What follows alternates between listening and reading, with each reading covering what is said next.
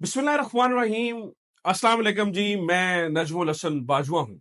नाज़रीन किराम, लगता ये है कि पिछले कुछ अरसे में कुछ ऐसा जरूर हुआ है जिससे आर्मी चीफ में एक बहुत बड़ी तब्दीली आई है।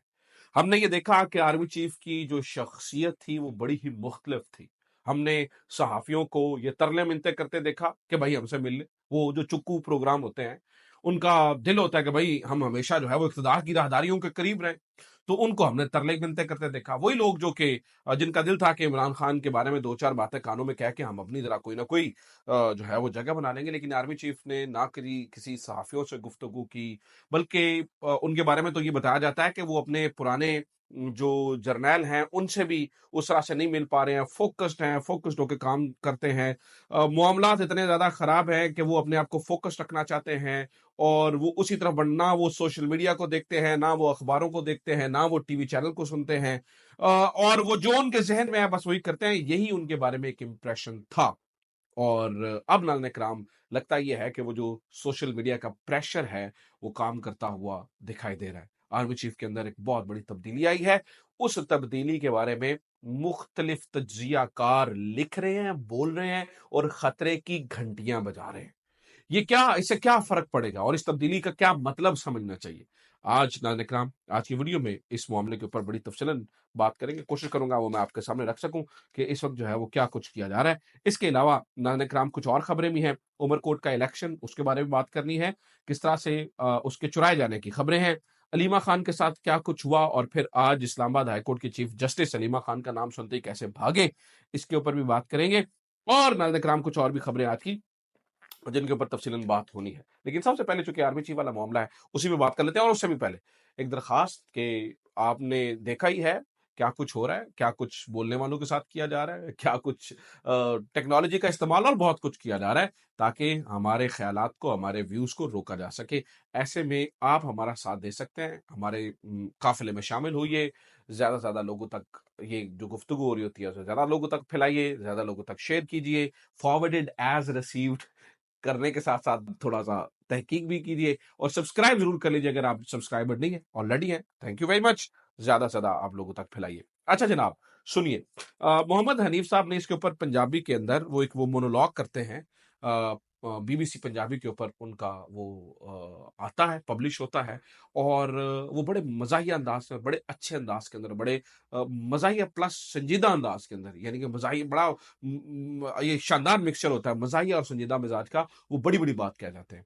आज उनका जो टॉपिक था वो भी यही था, आर्मी चीफ में आने वाली तब्दीली। उन्होंने कहा था ਸਾਨੂੰ ਤੇ ਪਤਾ ਸੀ ਕਿ ਆਰਮੀ ਚੀਫ ਚੁੱਪ ਚੁਪੀ ਤੇ ਡੰਡਾ ਚਲਾ ਦੇਣਾ, लेकिन जिवें ਹੁਣ ਉਹ ਤਕਰੀਰ ਉਹਨਾਂ ਦੀ ਆਈ ਬਗੈਰ ਆਵਾਜ਼ ਤੋਂ, मैं लबे लुआ बता रहा हूं, और वो कह रहे हैं जिवें तकरीर आई ਇਸ ਤੋਂ ਪਤਾ ਲੱਗਾ ਸ਼ਾਇਦ ਉਹਨਾਂ ਤਕਰੀਰ ਵੀ ਆਪ ਲਿਖੀ ਹੈ। तो मैं कहा ਜਦੋਂ ਜਰਨੈਲ ਤਕਰੀਰਾਂ ਕਰਨ ਲੱਗ ਜਾਣ और ਉਹਦਾ सामने लोग वाह करन लग जान तो समझो खतरे दी घंटियां बज गई। इसका मतलब यह है कि कुछ न कुछ चीज उनके ऊपर असर, कोई ना कोई चीज ऐसी जरूर हुई है जिसको वो काउंटर करना चाह रहे हैं, जिसके बारे में वो थोड़ा सा बताना चाह रहे हैं, अपना बयान देना चाह रहे हैं।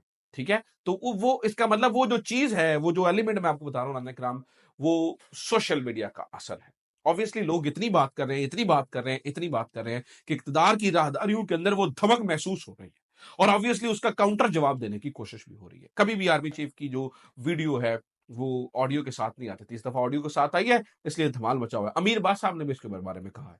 नाना कराम, वैसे मोहम्मद हनीफ साहब तो इसलिए वो तो इतना कुछ कह रहे हैं, कहते हैं जी वो ओवरसीज सारे पिछले जर्नैलों की बात उन्होंने की कि वो ओवरसीज हैं। जनरल बाजवा की बात की, उन्होंने कहा तो जो है ना वो जाकर अनारकली खाना नहीं खा सकते, और उन्होंने मौजूदा आर्मी चीफ के बारे में कहा कि शायद वो आज से ओवरसीज के साथ पिंगे बढ़ा रहे हैं ताकि आइंदा के लिए फायदा हो सके।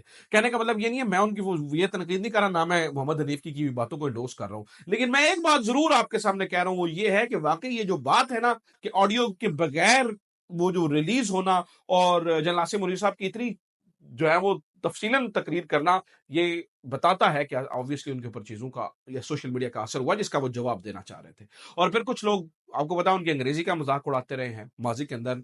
आपको पता है कि उनके ऊपर तनकीद इस बारे में होती रही है, ट्रोलिंग करते रहे हैं। तो इस बार उनकी जो तकरीर थी वो बहुत ज्यादा अंग्रेजी में भी थी ताकि इस बात का भी जवाब दिया जा सके। बहरहाल लोग तो उसके ऊपर भी तनकीद कर रहे हैं और बहुत ज्यादा तनकीद कर रहे हैं। खैर, लोग बहरहाल नाज़रीन कराम इस बारे में वो कह रहे हैं कि ये जब होना शुरू हो जाता है तो इसका मतलब है कि वो जो बर्दाश्त का मादा है, या वो जो चीज थी कि यार हमें फर्क ही नहीं पड़ता जो सोशल मीडिया कहे, शायद वो उस लेवल से एक लेवल ऊपर आ गए और उन्हें सोशल मीडिया का फर्क पड़ना शुरू हो गया, इसलिए तो जवाब दे रहे हैं। फर्क ना पड़ता होता तो वैसे ही खामोशी रहती, लेकिन अब जब जवाब दे रहे हैं तो उसका मतलब फर्क पड़ रहा है। ये मुख्तलिफ तजियाकार नाज़रीन किराम कह रहे हैं। अभी बस आप भी थोड़ा मुख्तलिफ कहते हैं। वो कहते हैं जी हमेशा बगैर आवाज के वीडियो जारी की जाती थी, रद्द अमल भी नहीं आता था। उन्होंने कहा चूंकि इस बार इन्हें किसी दोस्त ने मशवरा दिया है, तो इस बार सबसे पहले कि आवाज के साथ वीडियो जारी की जाए, तो सबसे पहले तो साहब को उस दोस्त के साथ वो करना चाहिए जो पाकिस्तान तहरीक इंसाफ के साथ पाकिस्तान में कुरान और इस्लाम के मुताबिक हो रहा है, इस दोस्त के साथ वो करना चाहिए। तो अमीर अब्बास साहब भी इस बारे में तनकीद कर रहे हैं। समीना पाशा ने भी इसके ऊपर कहा, उन्होंने कहा जी किसी हाजिर सर्विस चीफ के ऊपर इतनी तनकीद नहीं हुई जितनी इनके ऊपर हो रही है। हमाद हसन साहब हमारे इस्टेब्लिशमेंट के करीब साफी सामने जाते हैं, तो उन्होंने इस बात पर डिफेंड किया। उन्होंने कहा नहीं नहीं नहीं नहीं, आपको पता नहीं, आप उन्होंने कहा जी आप तो कल्ट हो गई, आप तो साफी रही नहीं है, आपको याद नहीं है जनरल अयूब के ऊपर हाशिम नामी बंदे ने गोली चलाई थी, आपको याद नहीं है कि वो जो ज़िया के खिलाफ खुद सोजियां हुई हैं। तो इसके ऊपर जो मुगल साहब हैं जो इस्लामाबाद वाले पाकिस्तान तहरीक इंसाफ के, उन्होंने इसके ऊपर भी जवाब दिया। आमिर मुगल साहब ने कहा, तो वो समीना वो उसी को ट्वीट को कोट करके उन्होंने कहा जी इसका मतलब है ये बता रही है कि हमारा वाला जो डिक्टेटर है वो अभी जनरल अयूब और जनरल ज़िया वाले डिक्टेटर के मकाम पे नहीं पहुंचा है। और उन्होंने कहा जी अब ये मैं नहीं कह रहा हूं, लेकिन मैं वो जो उन्होंने लिखा वो आपके सामने पढ़ रहा हूं ताकि आपको अंदाजा हो सके कि तनकीद का लेवल किस हद तक चला गया है। तो उन्होंने कहा कि जनाब अच्छा अमीर अब्बास से भी इस बारे में बात की थी। उन्होंने कहा जी देखिए जब आप बादियो नज़र में सियासी हालात पे शिकवा करेंगे तो जवाब शिकवा भी आएगा, तनकीद करेंगे तो तब जवाबी तनकीद भी होगी। तो आमिर मुगल साहब कह रहे हैं, उन्होंने कहा कि शायद ये भूल गया है कि समीना पाशा साहबा ने इससे पहले भी एक शख्स को इन्हीं जैसे कालिम को ये कहा था कि अपने शुरुआती दौर में इतनी तनकीद नहीं हुई जितनी इनके साथ शुरुआती दौर में इतनी तनकीद हुई है, तो आज तक ये नहीं हुआ। नाज़रीन करम अब इस वजह से अब ये सारा मामला चूंकि खराब हो रहा है और उसका असर पड़ना शुरू हो चुका है और चीज़ें खराब हो रही हैं और झंझनाहट है, एक इक़्तिदार की राहदारियों में झंझनाहट महसूस की जा रही है, फ्रस्ट्रेशन बढ़ती जा रही है, तो अब 2 तरह के पॉइंट ऑफ व्यू फैलाए जा रहे हैं। वो बहुत इंपॉर्टेंट है, वो ज़रा सुनिए। एक पॉइंट ऑफ व्यू ये फैलाया जा रहा है कि अच्छा फिर तुहाडी ऐसी दी तैसी इंज ते फिर इंज ही करांगे। मुनीर फारूक साहब क्या कहते हैं, मैं ज़रा साथ-साथ आपको मिसालों से वाज़ेह भी करता चला जाऊँ। मुनीर फारूक साहब कहते हैं जो सूरत हाल है, हालात बहुत बुरे हो चुके हैं। अगर सूरत हाल यही रही और मामला यही रहा तो जो अगला इलेक्शन होगा वो 18 और 24 से भी बुरा होगा। यानी कि वो च फिर लम्हे पा देंगे, कोई भावें जिन्हों दिल मोहरा लांदे जाओ ਉਹਦਾ कोई फर्क नहीं पैदा, ਉਹੀ निकलेगा जिस साईं कहण दे वही एदा वोट है, ਉਹਨੂੰ ही वोट पावेगा, बाकी किसी का वोट नहीं निकलना। ठीक है, अब इस बारे में कुरान और इस्लाम क्या कहता है ये मुझे नहीं पता, लेकिन मुनीर फारूक साहब ढंके की चोट पे कह रहे हैं कि भाई ये ऐसा ही होगा, अगला फिर इलेक्शन ऐसे भी बड़ा होगा। अब इसके बारे में शरीयत क्या कहती है मुझे नहीं पता। क्या हुक्म है कि लोगों के राय को तब्दील कर दिया जाए, इस बारे में मुझे नहीं पता। लेकिन मुनीर फारूक साहब डंके की चोट पे कह रहे हैं कि फिर ਤੁਹਾਡੀ ऐसी तैसी फिर ऐंज नहीं होना चाहिए। और मुनीर फारूक साहब आपको पता है किन के नुमाइंदे हैं, मुझे बताने की जरूरत नहीं है। ठीक है, अच्छा अगली गाल सुनो, फिर अगली बात सुन लीजिए। अगली बात यह है कि एक और पॉइंट ऑफ व्यू भी चलाने की कोशिश की जा रही है। वो पॉइंट ऑफ व्यू जो है वो ये चलाने की कोशिश की जा रही है, नहीं नहीं नहीं नहीं ऐसा नहीं है, सिस्टम के अंदर कुछ लोगों को ख्याल आ चुका, सिस्टम के अंदर कुछ लोगों को जेन में आ चुका है और वो ये कह रहे हैं कि नहीं ऐसा नहीं चलने देंगे और वो तब्दीली की खबर लेकर आ रहे हैं। वो कौन कह रहा है जनाब, उनकी भी मैं आपको बता दूं। अली अमीन गंडापुर साहब ने कल लाहौर के अंदर गुफ्तगू करते हुए ये कहा था, सिस्टम के अंदर कुछ लोगों को ख्याल आ चुका कि भाई बदनामी बहुत ज्यादा हो गई है और इदारे का भी नुकसान, लिहाजा वो कुछ करने जा रहे हैं। इसी तरह से जनरल लोधी साहब भी इसके ऊपर बोले हैं। जनरल लोधी साहब की कहते हैं, जनरल लोधी साहब वो कहते हैं जी उनका जो लुबे लुबाब है वो भी मैं आपके सामने रखता हूँ। वो कहते हैं जी वो लोग जो वो कुव्वतें जो पाकिस्तान को सूडान, यमन, शाम वगैरह की तरह बनाना चाह रही थी, उनके ये मैं लुबे लुबाब आपको बता रहा हूँ।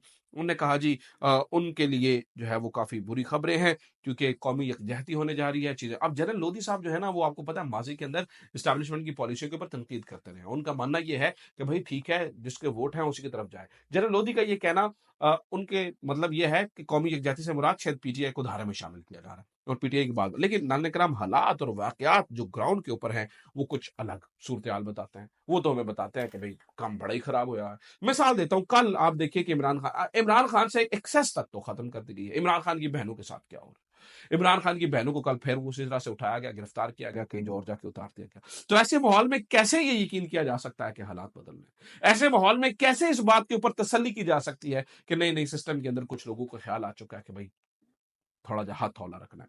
تو یہ بات سمجھ میں نہیں آتی ہے, یہ بات سننے میں نہیں آتی ہے, یہ بات عقل کی گہرائیاں سمجھ نہیں پاتی ہیں کہ اس کے پیچھے کوئی ریزن, اس کے پیچھے کوئی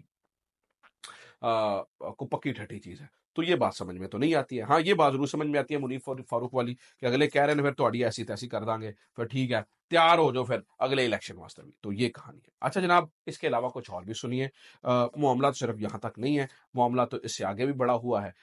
علیمہ خان کے ساتھ جو کچھ ہوا, اب دیکھیے اس کے اوپر عدالتیں کس قدر, عدالتیں کیا, یہ تو عدالتیں تو رہی نہیں ہیں.